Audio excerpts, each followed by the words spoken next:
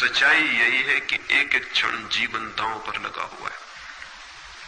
अभी आप यहां बैठे हैं इतनी सुस्ती से, इतने आराम से, अगर आपको खबर की जाए कि बस घंटा भर और है आपके जीवन के लिए, तो वो घंटा क्या होगा? या आपको कहा जाए कि बस एक क्षण और है, ये अंतिम क्षण है, उस क्षण में आप कैसे जिएंगे? सच्चाई भी यही है कि एक आदमी को एक क्षण से ज्यादा जीवन मिला हुआ नहीं, दूसरे क्षण का कोई भरोसा नहीं, वो आए और ना आए। जो क्षण मेरे हाथ में है वही मेरे हाथ में है। अगर उस क्षण को मैं अपनी पूरी शक्ति से नहीं जीता हूं तो मैं जीवन की कला कभी नहीं सीख पाऊंगा। अगर मैं भोजन कर रहा हूं तो कौन जानता है दोबारा भोजन कर सकूंगा कि नहीं।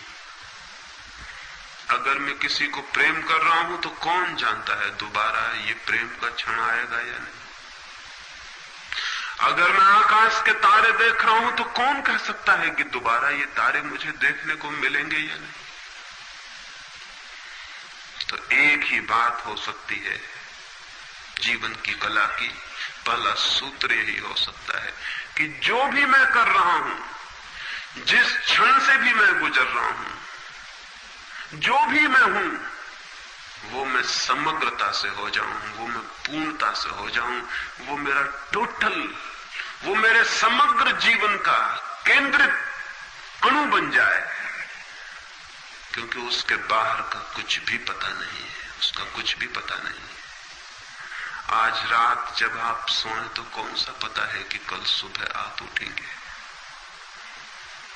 तो फिर आज रात पूरी तरह सो लें, क्योंकि दोबारा सोना आएगा कि नहीं कहा जा सकता।